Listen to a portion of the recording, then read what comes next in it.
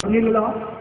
എന്ന് പറഞ്ഞാൽ മുസ്ലിം സമുദായത്തിലെ ചെറുപ്പക്കാരെ പിടിച്ച് ജയിലിടുക, ഗവൺമെന്റിന് തോന്നുമ്പോൾ പുറത്തു വിടുക, മിണ്ടാൻ പാടില്ല, ചോദിക്കാൻ പാടില്ല. ഇതൊരവസ്ഥയാണ് നമ്മുടെ രാജ്യത്തുള്ളത്. മാറാടിൽ നമ്മളത് കണ്ടോ. മലേഗാവിലും മുദാസ സംജോത എക്സ്പ്രസ്, അജ്മീർ ദർഗ, മക്ക മസ്ജിദ്, ആ സ്ഫോടനങ്ങളിൽ മുഴുവൻ മുസ്ലിങ്ങളാ പ്രതിയിലാ പറഞ്ഞത്. വെള്ളത്തിലും പിടിച്ച് ജയിലിട്ടു. മുസ്ലിം സമുദായത്തിന്റെ ഗതിയോട് നോക്കുന്നത്. അമ്പലത്തിൽ പോകുമ്പോൾ പൊട്ടിയാലും മുസ്ലിങ്ങൾ, പള്ളിയിൽ പോകുമ്പോൾ പൊട്ടിയാലും മുസ്ലിങ്ങൾ. ഏത് വന്നാലും ഏത് വൈകാർ വന്നാലും കോഴിക്ക് തൊഴിലില്ല എന്ന് പറഞ്ഞ മതി. എവിടെ പോകുമ്പോൾ പൊട്ടിയാലും മുസ്ലിങ്ങൾക്ക് തൊഴിലില്ല. സമാധാനം മുസ്ലിങ്ങൾ പറയണം. പള്ളിയിൽ പൊട്ടിയാലും പറയണം, അമ്പലത്തിൽ പൊട്ടിയാലും പറയണം. ഈ അജ്മീർ ദർഗയിൽ പൊട്ടിയ മുസ്ലിങ്ങളാണ്, ഹൈദരാബാദിലെ മക്ക മസ്ജിദിൽ പൊട്ടിയ മുസ്ലിങ്ങളാണ്, കോഴിക്കോട് ബസ് സ്റ്റാൻഡിൽ ഈറ്റപ്പടക്കം പൊട്ടിയാലും മുസ്ലിങ്ങളാണ്. എവിടെ പൊട്ടിയാലും മുസ്ലിം സമാധാനം പറയണം എന്നുള്ള അവസ്ഥ. അങ്ങനെ ഈ മലയാളവും മുദാസ സംജോത എല്ലാ സ്ഫോടനത്തിലും മുസ്ലിങ്ങളെ പിടിച്ച് ജയിലിട്ട് 100 കണക്കിന് മുസ്ലിം ചെറുപ്പക്കാർ ജയിലില്ല. അവസാനം കരുത്തുറ്റ പോലീസ് ഉദ്യോഗസ്ഥൻ ഹേമന്ത് കർക്കറെ, ധീരനായ പോലീസ് ഉദ്യോഗസ്ഥൻ, അദ്ദേഹം കേസ് അന്വേഷിച്ചു. അദ്ദേഹം കണ്ടെത്തി ഇത് മുസ്ലിങ്ങൾ ചെറുപ്പക്കാരല്ല ചെയ്തത്. അദ്ദേഹം എണ്ണി ജയിലിലിട്ടു. ആരെ?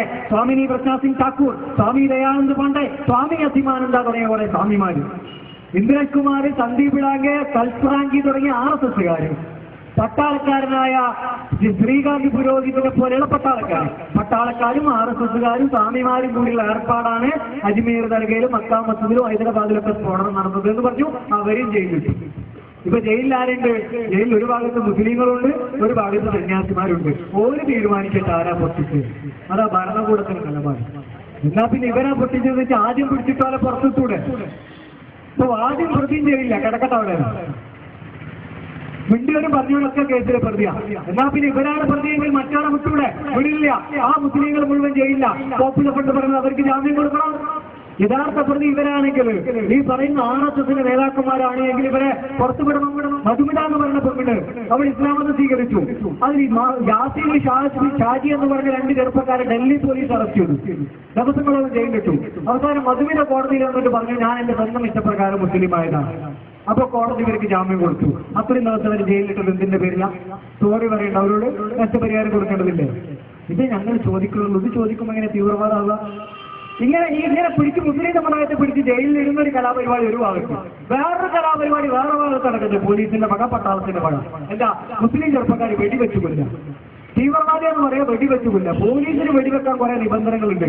അതൊന്നുമല്ല, വെടി നന്നത്തെ കൊള്ളുള്ളൂ മുസ്ലിം സമുദായത്തിന്. നമുക്കറിയാം, ഇന്ത്യയില് ഗുജറാത്തിൽ ഇടക്കിടക്ക് മോഡിയെ കൊല്ലാൻ മുസ്ലിം തീവ്രവാദികൾ വരും. അങ്ങനെ ഒരുപാട് ആൾക്കാരെ കൊന്നിട്ടുണ്ട്. സുഹറാബുദ്ദീന്, ഇസ്രത്ത് ജഹാന്, സുഹറാബുദ്ദീൻ ഷെയ്ഖ്, കൗസർ ബി, ജാവേദ് ഷെയ്ഖ്, അങ്ങനെ തുടങ്ങിയിട്ട് ഒരുപാട് ആളുകളെ ജയിലിൽ ഇപ്പൊ കൊന്നിട്ടുണ്ട്. ഏറ്റുമുട്ടൽ കൊല. ആ കൊലപാതകത്തിന് നേതൃത്വം നൽകിയ വൻസാര എന്ന് പറയുന്ന മോഡിയുടെ ഭീകരവാദ വിഭാഗത്തിന്റെ തലവൻ ഇപ്പൊ ജയിലില്ല. എന്താ അയാളുടെ പേരുടെ കുറ്റം? ആൾക്കാരെ വെറുതെ വെടിവെച്ച് കൊല്ലുന്നു എന്നുള്ള അയാളുടെ പേരുടെ കുറ്റം. എന്നാ പിന്നെ വെടിവെച്ച് കൊന്ന ആൾക്കാർക്ക് നഷ്ടപരിഹാരം കിട്ടണ്ടേ? ചോദിക്കാൻ പാടില്ല. തീവ്രവാദം. ബട്ട്ല ഹൗസിൽ ആസിഫിനെയും സാജിദിനെയും വെടിവെച്ച് കൊന്നു. ഡൽഹി യൂണിവേഴ്സിറ്റിയിൽ MBA പഠിക്കാം. സാജിദിന്റെ തലേന്റെ മുകളിലാണ് വെടിയേറ്റത്. പോലീസ് പറഞ്ഞത് ഏറ്റുമുട്ടലിൽ കൊല്ലപ്പെട്ടു. ഏറ്റുമുട്ടലിൽ ഇങ്ങനെ സ്പൈഡർമാൻമാരുണ്ട് പോലീസിൽ, ആകാശത്തിന് തലന്റെ മുകളിൽ വെടിവെക്കാൻ. പത്രപ്രവർത്തകരും മനുഷ്യാവകാശ പ്രവർത്തകരും പറഞ്ഞത് സാജിദിനെ കുനിച്ചു നിർത്തി വെടിവെച്ചു കൊന്നതാണെന്ന്. അങ്ങനെ വെടിവെച്ചു കൊന്നു ബട്ട്ല ഹൗസിൽ. അതുപോലെ അൻവർ പ്ലാസയിൽ 2 മുസ്ലിം ചെറുപ്പക്കാരെ വെടിവെച്ചു കൊന്നു. അത് കണ്ട് ഡോക്ടർ ഹരികൃഷ്ണ പറഞ്ഞത് മയക്കുമരുന്നടിച്ചിട്ട് നിലത്ത് പോലും നിൽക്കാൻ പറ്റാത്ത രീതിയിൽ വരികയായിരുന്നു 2 ചെറുപ്പക്കാർ. അവരെ പോലീസ് വെടിവെച്ചത് ഭീകരവാദികൾ. നേരത്തെ പറഞ്ഞ പാർലമെന്റ് ആക്രമണത്തിന്റെ പേരിൽ 5 എണ്ണത്തിന് വെടിവെച്ചു വന്നത്. 5 എണ്ണത്തിന്. എന്നിട്ട് പറഞ്ഞു ഭീകരവാദികൾ നടക്കാൻ പറ്റില്ലായിരുന്നു അവർക്ക് വരുമ്പോന്ന മാധ്യമ പ്രവർത്തകർ പറഞ്ഞത്. പൂനെ ജർമ്മൻ ബേക്കറി കേസിലെ പ്രതിയായിട്ട് കസീൽ സിദ്ദീഖി ജയിലിലിട്ടു. അദ്ദേഹത്തെ ജയിലിലിട്ട് കൊന്നു കളഞ്ഞു. ആരാ കൊന്നതെന്ന് ഇതുവരെ തെളിയിക്കപ്പെട്ടിട്ടില്ല. മുഹമ്മദ് ആമിർ എന്ന് പറയുന്ന ചെറുപ്പക്കാരൻ 14 കൊല്ലമായിരുന്നു ഡൽഹി ജയിലിൽ കഴിഞ്ഞത്. 14 കൊല്ലം. അബ്ദുൽ നാസിർ മദനി 13 കൊല്ലമായിട്ടുള്ളൂ. 14 കൊല്ലം കിടന്നിട്ട് അയാൾ ഒരു തെറ്റും ചെയ്തിട്ടില്ല എന്ന് പറഞ്ഞ് ജയിലിൽ നിന്ന് മോചിപ്പിച്ചു. നമ്മൾ അതുപോലെ ഇത് കേരളത്തിൽ സംഭവിക്കണ്ടല്ലോ. കേരളത്തിലുണ്ടല്ലോ, നമ്മുടെ കണ്ണൂരിൽ നിന്ന് 4 മുസ്ലിം തീവ്രവാദികൾ കാശ്മീരിൽ പോയിട്ട് വെടിയേറ്റ് മരിച്ചിരുന്നു കുറച്ചു മുമ്പ്. അതിലും വലിയ തമാശ. കാശ്മീരിൽ പോയി വെടിയേറ്റ് മരിച്ചു. മയ്യത്തുണ്ടോ? ഇല്ല. പോസ്റ്റ്മോർട്ടം റിപ്പോർട്ട് ഉണ്ടോ? ഇല്ല. മരിച്ചു കിടക്കുന്ന ഫോട്ടോ ഉണ്ടോ? ഇല്ല. മുസ്ലിം സമുദായത്തിന്റെ രാഷ്ട്രീയ പ്രസ്ഥാനമായ മുസ്ലിം ലീഗിന്റെ യുവജന പ്രസ്ഥാനം, മുസ്ലിം യൂത്ത് ലീഗിന്റെ അന്നത്തെ അധ്യക്ഷൻ KM ഷാജി എന്ന് പറയുന്ന മനുഷ്യൻ പറഞ്ഞത്, ആ ഉമ്മ അവിടെ കൊല്ലപ്പെട്ട ആ ഫായിസ് എന്ന് പറയുന്ന ചെറുപ്പക്കാരന്റെ ഉമ്മ പറഞ്ഞു, എന്റെ മോൻ രാജ്യദ്രോഹിയാണെങ്കിൽ എനിക്കും എന്റെ മയ്യത്ത് കാണണ്ട. അപ്പൊ ഷാജി പറഞ്ഞത്, കണ്ടില്ലേ, ആ ഉമ്മായ രാജ്യസ്നേഹം പഠിപ്പിച്ചത് പാണക്കാട്ട തങ്ങളാണ്. തറവാട്ടൊന്ന് പഠിപ്പിച്ച രാജ്യസ്നേഹമാണത്. ഞങ്ങൾക്ക് വളരെ വിനയത്തോടെ പറയാനുള്ളത്, അങ്ങനത്തെ രാജ്യസ്നേഹം മേലാൽ ഒരു തറവാട്ടൊന്നും പഠിപ്പിക്കരുത് ദയവ് ചെയ്തിട്ട്. ആ ഒന്ന് പറഞ്ഞാൽ എന്റെ മകൻ രാജ്യദ്രോഹിയാണെങ്കിൽ എനിക്ക് എന്റെ മയ്യത്ത് കാണണ്ട. ആര് കയ്യിലുണ്ട് തെളിവ് അയാൾ രാജ്യദ്രോഹിയാണെന്നുള്ളതിന്? കാശ്മീരിൽ പോയി എന്ന് പറഞ്ഞ രാജ്യദ്രോഹം, കാശ്മീരിൽ മരിച്ചു എന്ന് പറഞ്ഞ രാജ്യദ്രോഹം. അയാൾ കാശ്മീരിൽ പോയി എന്നുള്ളതിന് തെളിവുണ്ടാവും. അയാളുടെ മയ്യത്ത് എവിടെ? പോസ്റ്റ്മോർട്ടം റിപ്പോർട്ട് എവിടെ? അയാൾ മരിച്ചു കിടക്കുന്ന ഫോട്ടോ എവിടെ? ഒന്നുമില്ലാതെയാണ് നമ്മുടെ ഭരണകൂടം പറയുന്നത് അയാള് കാശ്മീരിൽ പോയി മരിച്ചു 4 ആൾക്കാര്. കേൾക്കേണ്ടത് അവസ്ഥ കേരളത്തിലെ മുസ്ലിം സമുദായത്തിന്റെ മെമ്പറുകൾ മുഴുവൻ സജീവമായില്ലേ? മലയാളത്തിൽ പ്രസംഗിക്കാൻ പറ്റുമോ മിമ്പറിന്റെ ബോളിന്? അറബി പ്രസംഗിക്കൊണ്ടെങ്കിൽ മിമ്പറിന്റെ താഴത്തുനിന്ന് ദേശം തീർക്കുക. അവിടെ കണ്ടില്ല തീവ്രവാദികൾ കാശ്മീരിൽ മുസ്ലിം ചെറുപ്പക്കാരെ കൊണ്ടുപോയി കൊന്നില്ലേ എന്ന് വമ്പിച്ച പ്രസംഗം. ഞാൻ വെല്ലുവിളിക്കുന്നു, ഒരു തെളിവ് ഇവർ തീവ്രവാദിയാണെന്ന് തെളിയിക്കാൻ ഒരു തെളിവ് കേരളത്തിന്റെ ഭരണകൂടത്തിന്റെ കയ്യിലുണ്ടെങ്കിൽ പോപ്പുലർ ഫണ്ടിന് വേണ്ട, എടക്കാട് കോടതിയിൽ ഹാജരാക്കി കൊടുത്താൽ മതി. എടക്കാട് കോടതിയിലെ ജഡ്ജി മജിസ്ട്രേറ്റ് ആകെ ഇടങ്ങേറില്ല, ഇവർ മരിച്ചു എന്നുള്ളതിനൊരു തെളിവില്ല കോടതി മുമ്പാകെ. മരിച്ചു എന്നുള്ളതിനൊരു തെളിവും ഹാജരാക്കാൻ പോലീസിന് ഇവർ സാധിച്ചിട്ടില്ല, ഭരണകൂടത്തിന് സാധിച്ചിട്ടില്ല. അവർ മരിച്ചു എന്ന് പറയാം. അപ്പോഴേക്കും മുസ്ലിം സംഘടനകൾ മുഴുവൻ വിശുദ്ധ ഖുർആന്റെ ആയത്തിറങ്ങുന്നത് പോലെ സമീനാവാത്തവന ഞങ്ങൾ കേട്ടു അനുസരിച്ചു, അതല്ലാതെ ഒരു വാക്കും പറയൂല. അങ്ങനെ സമീനാവാത്തവന എന്ന് പറയാൻ പോപ്പുലർ ഫണ്ട് ചെയ്യാറില്ല. ഈ രാജ്യത്തിന് നടക്കുന്നത് എന്താണെന്ന് പോപ്പുലർ ഫണ്ടിന് കൃത്യമായിട്ട് അറിയാം. അതുകൊണ്ടാണ് ഞങ്ങൾ പറയുന്നത് മരിച്ചു എന്ന് പറഞ്ഞപ്പോൾ തെളിവ് വേണം, തെളിവ് വേണം. തെളിവില്ലാതെ പറഞ്ഞാൽ ഞങ്ങൾ വിശ്വസിക്കില്ല. ഞങ്ങൾക്കറിയാം നിങ്ങൾ ഒരുപാട് പേര് നേരത്തെ ഞാൻ പറഞ്ഞതുപോലെ ഡൽഹിയിൽ ഈ കഫിയ വാങ്ങിക്കൂട്ടുന്നത് പോലെ ഡൽഹി പോലീസിന്റെ കയ്യിൽ ഇങ്ങനെയുള്ള ആളുകളെ വാങ്ങിക്കൂട്ടുന്ന ഒരു സെല്ലുണ്ട്. ദ വീക്ക് എന്ന് പറയുന്ന മലയാള മനോരമയുടെ ഇംഗ്ലീഷ് മാഗസിൻ പറഞ്ഞതാ, പോപ്പുലർ ഫണ്ടിന്റെ പ്രസിദ്ധീകരണങ്ങളല്ല. അതായത് മുസ്ലിം ചെറുപ്പക്കാരെ പിടിച്ചുകൊണ്ടുപോയി വെക്കുക, ആവശ്യമുള്ളപ്പോൾ എടുത്തുകൊണ്ടുപോയി വെടിവെച്ച് കൊല്ലുക. ഇതിനൊരു സെല്ല് ഡൽഹി പോലീസിന്റെ കയ്യിലുണ്ട് എന്ന് മനുഷ്യാവകാശ പ്രവർത്തകർ പറയുന്നു. അവിടെ കൊണ്ടുപോയി താമസിപ്പിച്ചിട്ടുണ്ടാവാം. അത് കേരളത്തിൽ സംഭവിച്ചത്. കേരളത്തിൽ മറ്റൊന്നും കൂടെ സംഭവിച്ചു. മലപ്പുറം ജില്ലയില് നിലമ്പൂരിൽ മുജീബ് റഹ്മാൻ, ആലങ്കോട് മുജീബ് റഹ്മാനും അയാളുടെ ഭാര്യ കമറുനിസയും ആദ്യം വാറന്റുമായിട്ട് വീട്ടിൽ വന്ന് SI വെടിവെച്ചു കൊന്നു. എന്നിട്ട് അവർ കാട്ടിൽ പോയിട്ട് ഭാര്യയെ മുജീബ് റഹ്മാൻ വെടിവെച്ചു കൊന്നു, മുജീബ് റഹ്മാൻ സ്വയം വെടിവെച്ച് മരിച്ചു. പത്രങ്ങളിൽ മുഴുവൻ വമ്പിച്ച വെണ്ടക്ക SI കൊന്ന പ്രതി സ്വയം വെടിവെച്ച് മരിച്ചു. നമ്മളെല്ലാവരും വിശ്വസിച്ചു. പക്ഷെ പോപ്പുലർ ഫണ്ടുകാരന്റെ സ്വഭാവമുണ്ട്. ഇങ്ങനെ വെടിവെച്ച് മരിക്കുന്ന കേസിലൊക്കെ പോപ്പുലർ ഫണ്ടുകാരന് വരികൾക്കിടയിലൂടെ ഒന്ന് വായിച്ചു നോക്കും. കാരണം ഇത് ഇന്ത്യ രാജ്യമാണ് എന്ന് കൃത്യമായിട്ട് അറിയാവുന്നത് കൊണ്ട്. ഇന്ത്യ രാജ്യത്തിലെ പോലീസിന്റെ പട്ടാളത്തിന്റെ ചില നടപടികൾ മുമ്പ് കേട്ട് പരിചയമുള്ളത് കൊണ്ട് ഞങ്ങൾക്ക് അതിന്റെ ഇടയിലൂടെ അന്വേഷിച്ചു പോയി നോക്കുമ്പോണ്ട മുജീബ് റഹ്മാൻ വെടിയേറ്റ് മരിച്ചത് നമ്മുടെ പോലീസ് പരേഡിലൊക്കെ ഉപയോഗിക്കാറുള്ള വലിയ തോക്കുണ്ടല്ലോ, ആ തോക്കൊണ്ടാണ് വെടിയേറ്റ് മരിച്ചത്. ഞാൻ ചോദിക്കട്ടെ, ആ തോക്കൊണ്ട് എങ്ങനെയാണ് ഒരു മനുഷ്യന് സ്വയം വെടിവെക്കാൻ പറ്റുക? ഇത്ര നല്ല തോക്ക് എങ്ങനെയാണ് ഒരു മനുഷ്യനെ നെഞ്ഞത്തേക്ക് ചേർത്ത് പിടിക്കുക? അങ്ങനെ പിടിക്കാൻ കഴിയും? 1 മീറ്റർ മേലുള്ള തോക്ക് അങ്ങനെ പിടിച്ചിട്ട് സ്വയം വെടിവെച്ച് മരിക്കാൻ പറ്റും? അയാൾ വാപ്പ ചോദിച്ചു. ചെമ്പശ്ശേരി തങ്ങളെന്ന് നേരത്തെ പറഞ്ഞ സ്വാതന്ത്ര്യ സമരത്തിൽ പങ്കെടുത്ത കുടുംബത്തിൽപ്പെട്ട കുട്ടിയാ. അയാളെ പറ്റി അറിയാവുന്ന എല്ലാവരും പറയുന്നത് അയാൾ തോക്ക് ഉപയോഗിച്ചിട്ടില്ല. അയാൾ വാപ്പ കേസ് കൊടുത്തിരിക്കുക മനുഷ്യാവകാശ കമ്മീഷനിൽ. എന്റെ മോന് വെടിവെച്ച് കൊന്നതാണ് പോലീസ്, കേരളത്തിലെ പോലീസ്. ആ SI ആര് വെടിവെച്ചു കൊന്നു? പോലീസുകാർക്കിടയിൽ തന്നെ സംശയങ്ങളുണ്ട്. SI വെടിവെച്ചു കൊന്നത് വേറെ ചില ആളുകളാണോ എന്ന് പോലീസിന്റെ ഇടയിൽ തന്നെ ചില സംസാരങ്ങളുണ്ട്. ആ കേസ് മുന്നോട്ട് പോയിക്കൊണ്ടിരിക്കുകയാണ് മനുഷ്യാവകാശ കമ്മീഷന് മുമ്പാകെ. എന്നിട്ട് പോലീസ് പറഞ്ഞെന്താ, ഇയാൾ കാലിന്റെ ഇടയില് തോക്ക് ചേർത്ത് വെച്ചിട്ട് കള്ളവിരലുകൊണ്ട് കാഞ്ചി വലിച്ചിട്ട് ആണ് ആത്മഹത്യ ചെയ്തത്. ഒരു മനുഷ്യൻ ആത്മഹത്യ ചെയ്യാനുള്ള കഷ്ടപ്പാട് നോക്കുന്നത്. അങ്ങനെ വെടിവെച്ചതാണെങ്കിൽ അയാളുടെ വെടിയുണ്ട് ഇതിലെ പോകണം, താടി കൊണ്ട് വിളിച്ച് മുകളിലോട്ട് പോകണം. പക്ഷെ അയാൾക്ക് വെടിവെച്ചത് നെഞ്ചില. അങ്ങനെ വെടിവെക്കുമ്പോൾ നെഞ്ചിന് വെളിക്കുക വെടി. നമ്മൾ ആലോചിക്കണം, ഇങ്ങനെ ഒരുപാട് കള്ളക്കഥകൾ നമ്മുടെ കേരളത്തിൽ പോലും പ്രചരിപ്പിച്ച് വിൽക്കാൻ സാധിക്കുന്നു. അവിടെയാണ് ഉണർന്നിരിക്കേണ്ട ബാധ്യത. പോപ്പുലർ ഫണ്ടിന് മാത്രമല്ല, കേരളത്തിൽ സ്നേഹിക്കുന്ന മുഴുവൻ ആളുകളും ഉണർന്നിരിക്കേണ്ടതുണ്ട്. ഈ കലാപരിപാടി ഉണ്ടെങ്കിൽ കേരളത്തിൽ നടക്കുന്നത്. ഭീമാപ്പള്ളിയിൽ 6 എണ്ണത്തിനെ കൊന്നത്, 6 എണ്ണത്തിന് 5 എണ്ണത്തിന് വെടിവെച്ചു, 1 തോക്കുകൊണ്ട് അടിച്ചു കൊന്നു. എന്താ പോലീസ് പറഞ്ഞത്? പോലീസ് പറഞ്ഞത് 2 സമുദായങ്ങൾ തമ്മിൽ ഏറ്റുമുട്ടുമ്പോ ആ കലാപം ഒഴിവാക്കാൻ വെടിവെച്ചതാണ്. അപ്പൊ മരിച്ചത് ഒരു സമുദായത്തിൽ ആൾക്കാർ മാത്രം, മറ്റു സമുദായത്തിലെ ആൾക്കാർക്കോ ഒരു പരിക്കുമില്ല. അതെങ്ങനെ സംഭവിച്ചത്? അങ്ങനത്തെ മാജിക് ഉണ്ടോ പോലീസിന്റെ കയ്യിൽ? 2 കൂട്ടർ തല്ലുകൂടുമ്പോ വെടിവെക്കാ പോലീസ്. നെഞ്ഞത്തേക്കാ വെടിവെക്കുന്നത്. ലാത്തി ചാർജ് ഉണ്ടോ? ഇല്ല. കണ്ണീർവാലകളുണ്ടോ? ഇല്ല. മറ്റു പരിപാടികളുണ്ടോ? ഒന്നുമില്ല. ആകെ വെടി, അത് നെഞ്ഞത്തേക്കാ. 5 എണ്ണം മരിച്ചത് ഒറ്റ ദിവസം ഭീമാപ്പള്ളിയിൽ. ആ അന്വേഷണ കമ്മീഷൻ റിപ്പോർട്ട് കേരളത്തിൽ ഉമ്മൻചാണ്ടിയുടെ മേശപ്പുറത്തുണ്ട്. അതൊന്ന് തുറക്കണമെന്ന് പറയാനുള്ള ആർജവം മുസ്ലിം ലീഗിനില്ല. അതാ ഞങ്ങളുടെ സങ്കടം. അതൊന്ന് തുറന്നിട്ട് ആരാണ് വെടിവെക്കാൻ ഉത്തരവിട്ടത്, എവിടെയാണ് വെടിവെച്ചത്, എപ്പോഴാണ് വെടിവെച്ചത് എന്ന് കൃത്യമായി തെളിയിക്കപ്പെടുന്ന കമ്മീഷൻ റിപ്പോർട്ട് റിപ്പോർട്ട് ഇന്ന് വരെ തുറന്നു പരിശോധിക്കാൻ കേരളത്തിലെ ഭരണകൂടം തയ്യാറായിട്ടില്ല.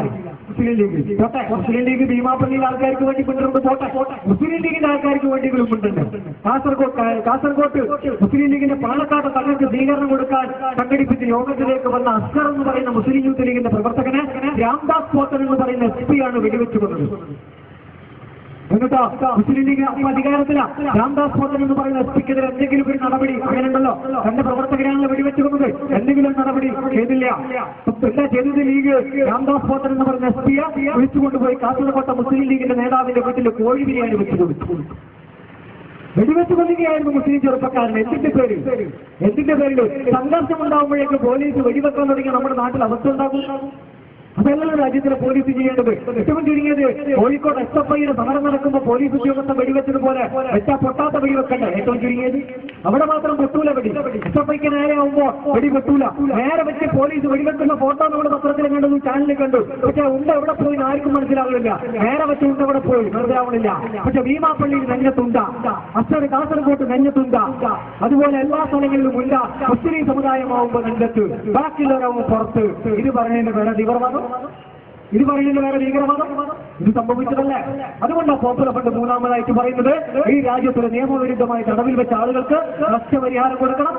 അവരെ നിയമവിരുദ്ധമായി തടവിൽ വെച്ച പോലീസ് ഉദ്യോഗസ്ഥന്മാരെ അല്ലെങ്കിൽ ഭരണകൂടത്തിൽ ഉത്തരവാദപ്പെട്ടവരെ ശിക്ഷിക്കാൻ നടപടികൾ ഭരണകൂടത്തിന്റെ ഭാഗത്തുണ്ടാവണം. അതുപോലെ നീതിയിൽ അധിഷ്ഠിതമായ ഒരു രാജ്യം ഇന്ത്യയിൽ കെട്ടിപ്പൊതിക്കണം. അതാണ് പോപ്പുലർ ഫണ്ട് ആവശ്യപ്പെടുന്നത്. അമിതമായ ഒന്നും പോപ്പുലർ ഫണ്ട് ചോദിക്കണില്ല.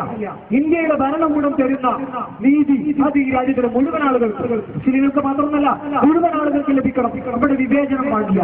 നീതി നടപ്പിലാക്കുന്ന കാര്യത്തിൽ ഒരു സമുദായത്തിന് വേറെ നീതി, മറ്റൊരു സമുദായത്തിന് വേറെ നീതി, അതിവിടെ പാടില്ല എന്ന് മാത്രമാണ് പോപ്പുലർ ഫണ്ട് പറയുന്നത്. ഇങ്ങനെ പറയുന്ന എല്ലാ ശബ്ദങ്ങളെയും നിശബ്ദമാക്കാൻ ഒരു പരിശ്രമം ഇവിടെ നടക്കുന്നുണ്ട്. ഇങ്ങനത്തെ ഇരകൾക്ക് വേണ്ടി കോടതിയിൽ ഹാജരായ ബാംഗ്ലൂരിലെ നൌഷാദ് കാസിമിയെ പോലീസ് വെടിവെച്ചു കൊന്നു. അജ്ഞാതർ വെടിവെച്ചു കൊന്നു. മുംബൈയിൽ ഇതുപോലെയുള്ള ഇരകൾക്ക് വേണ്ടി ഹാജരായ ഷാഹിദ് ആസ്മി എന്ന് പറയുന്ന അഭിഭാഷകനെ വെടിവെച്ചു കൊന്നു. ചില ബാർ അസോസിയേഷനുകളും ബാർ കൗൺസിലുകളും പ്രമേയം പാസാക്കുക, ഇങ്ങനെയുള്ള ആളുകൾക്ക് വേണ്ടി കോടതിയിൽ ഹാജരാകാൻ പാടില്ല വക്കീൽമാർ. ഈ രാജ്യത്തിന്റെ നിയമം എന്താ? ഈ രാജ്യത്തിലെ ഏറ്റവും കൊടിയ ക്രിമിനൽ കോടതിയിൽ വന്നിട്ട് കേസിന് വരുമ്പോ ജഡ്ജി മജിസ്ട്രേറ്റ് ചോദിക്കും, കേസ് നടത്താൻ വക്കീലുണ്ടോ? വക്കീലില്ല. വക്കീലിനെ വെക്കുന്നുണ്ടോ? ഇല്ല എന്ന് പറഞ്ഞാൽ കോടതി വക്കീലിനെ വെച്ചു കൊടുക്കണമെന്ന് നിയമമുള്ള രാജ്യത്ത് നമ്മുടെ ബാർ കൗൺസിലുകൾ വക്കീൽമാരെ സംഘടന തീരുമാനിക്കുക. ഇങ്ങനെയുള്ള ആൾക്കാർക്ക് വേണ്ടിയിട്ട് കോടതിയിൽ വക്കീൽമാർ ഹാജരാകാൻ പാടില്ല. ആർക്ക് വേണ്ടിയിട്ട്? തീവ്രവാദികൾക്ക് വേണ്ടിയല്ല. നന്ദേടില് RSSകാരന്റെ വീട്ടിൽ ബോംബ് പൊട്ടി. പോലീസ് സംഭവ സ്ഥലത്ത് പോയി നോക്കുമ്പോ ബോംബ് സ്ഫോടകവസ്തുക്കൾ മാത്രമല്ല കണ്ടത്. അവിടെ നിന്ന് കിട്ടുന്നത് മുസ്ലിങ്ങൾ വെക്കുന്ന പോലുള്ള താടി, വെപ്പ് താടി, പൈജാമ, ജുബ്ബ, കുർത്ത, അതുപോലെ മുസ്ലിങ്ങൾ വെക്കുന്ന തരത്തിലുള്ള തൊപ്പി, ഇത് മുഴുവൻ അവിടെ നിന്ന് കിട്ടുക.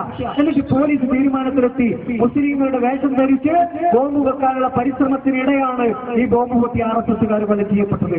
അതിലെ പ്രതി വിലൻ എന്ന് പറയുന്ന ഒരു RSSകാരൻ ബാർ അസോസിയേഷന്റെ നന്ദേട് ബാർ അസോസിയേഷന്റെ പ്രസിഡന്റാണ്. അയാൾക്ക് വേണ്ടി ഹാജരാകരുത് എന്ന് ഒരു ബാർ അസോസിയേഷനും തീരുമാനിച്ചില്ല. ഏറ്റവും ചുരുങ്ങിയത് അയാൾ ബാർ അസോസിയേഷൻ സെക്രട്ടറി സ്ഥാനത്ത് നിന്ന് മാറ്റുക എന്നുള്ളത് പോലും നന്ദേടിലെ ബാർ അസോസിയേഷൻ ചെയ്തില്ല. അങ്ങനത്തെ ബാർ അസോസിയേഷനുകളാണ് തീരുമാനിക്കുന്നത് മുസ്ലിങ്ങൾക്ക് വേണ്ടി ഹാജരാകാൻ പാടില്ല. അവിടെയാണ് ഞങ്ങൾ പറയുന്നത് ഇവിടെ നീതിക്ക് വേണ്ടി ശബ്ദിക്കുന്നവരെ പോലും നിശബ്ദമാക്കാനുള്ള ശ്രമം നടന്നുകൊണ്ടിരിക്കുന്നു. ഹേമന്ത് കർക്കറെ എന്ന കൈവിട്ട പോലീസ് ഉദ്യോഗസ്ഥൻ, അദ്ദേഹത്തിന്റെ കൂടെ അശോക് കാപ്തെ, വിജയ് സലസ്കർ എന്ന കൈവിട്ട ധീരരായ പോലീസ് ഉദ്യോഗസ്ഥന്മാരെ വെടിവെച്ചു കൊന്നു മുംബൈയിൽ നമ്മൾ കണ്ടതാണ്. ഹേമന്ത് കർക്കറയെ വെടിവെച്ചു കൊന്നത്, അശോക് സലസ്കറെ വെടിവെച്ചു കൊന്നത്, വിജയ് കാപ്തെയെ വെടിവെച്ചു കൊന്നത് ആരാണ് എന്നുള്ള അന്വേഷണം നടക്കേണ്ടതുണ്ട്.